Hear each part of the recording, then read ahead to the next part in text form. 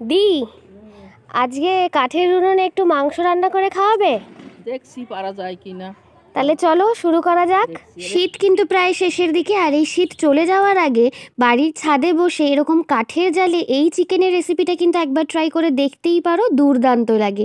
তার জন্য প্রথমেই পরিষ্কার করে রাখা চিকেনের মধ্যে দিয়ে দিল পরিমাণ মতো লবণ, তার সাথে হলুদ গুঁড়ো, শুকনো লঙ্কার গুঁড়ো, একই সাথে ধনে জিরে বাটা, আদা রসুন বাটা আর কিছুটা পেঁয়াজ বাটা। তারই সাথে বেশ খানিকটা সর্ষের তেল দিয়ে চিকেনটাকে কিন্তু খুব ভালো করে ম্যারিনেট করে নিতে হবে। এখানে ব্যবহার করা সমস্ত মশলাটাই কিন্তু শিলে বাটা, আর শিলে বাটা মশলার স্বাদ তো আলাদা হয়, সেটা আমরা প্রত্যেকেই জানি। আর এই পুরো রান্নাটাই কিন্তু আজকে আমি তোমাদের সঙ্গে শেয়ার করছি আমার দিদার হাতের। এইভাবে চিকেনের এই রেসিপিটা খেতে কিন্তু দুর্দান্ত লাগে, তো তোমরাও এইভাবে একবার ট্রাই করে দেখতে পারো। কাঠের উনুনটাকে এরকমভাবে জ্বালিয়ে নেওয়ার পরে একটা বেশ বড় ধরনের কড়াই বসিয়ে তাতে দিয়ে দিল বেশ খানিকটা সর্ষের তেল। তেলটা গরম হয়ে আসলে এরকম চৌকো চৌকো করে কেটে রাখা আলুগুলো এর মধ্যে দিয়ে দিল, আর তারই সাথে দিয়ে দিল পরিমাণ মতো লবণ। এবার আলুটাকে কিন্তু বেশ লাল লাল করে ভেজে নিতে হবে। খানিকক্ষণ ধরে সময় নিয়ে বেশ লাল লাল করে ভেজে নেওয়া হয়ে গেছে, আর দেখো কত সুন্দর একটা দাগ এসছে। এবার এক এক করে কড়াই থেকে আলুটাকে তুলে নেওয়া হচ্ছে, আর এই কড়াইতেই এই তেলের মধ্যে আর একটু তেল দিয়ে তার মধ্যে দিয়ে দিল কিছুটা গোটা গরম মশলা, দারচিনি, এলাচ আর লবঙ্গ, আর তারই সাথে দিয়ে দিল কিন্তু পেঁয়াজ কুচি। পেঁয়াজ কুচিটা দেওয়ার পর একটু নেড়ে ছেড়ে লাল লাল করে কিন্তু পেঁয়াজটাকে ভেজে নেব।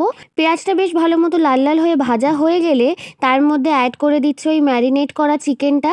আর চিকেনটা দেওয়ার পরেও দেখো অনবরত নেড়ে চেড়ে কিন্তু চিকেনটাকে খুব ভালো মতো কষিয়ে নিতে হবে।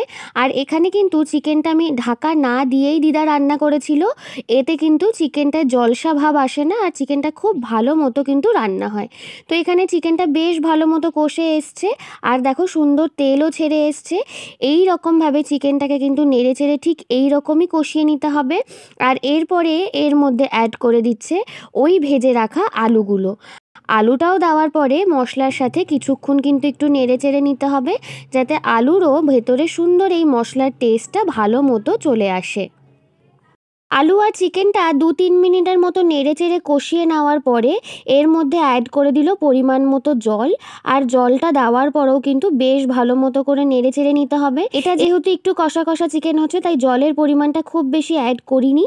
এবার দেখো জলের মধ্যে দেওয়ার পরেও চিকেনটাকে বেশ ভালো মতো নেড়ে চেড়ে আরও 5-10 মিনিটের মতো ফুটিয়ে নামিয়ে নিয়ে একটা অন্য কড়াই বসিয়ে তাতে কিছুটা সর্ষের তেল একটু গরম করে নিল, আর তারই মধ্যে কিন্তু দিয়ে দিল গোটা জিরে। আর জিরেটা দেওয়ার পরেও একটু নেড়ে চেড়ে নিয়ে এই যে তেলটা রয়েছে এই তেলটা কিন্তু চিকেনের মধ্যে দিয়ে দিতে হবে।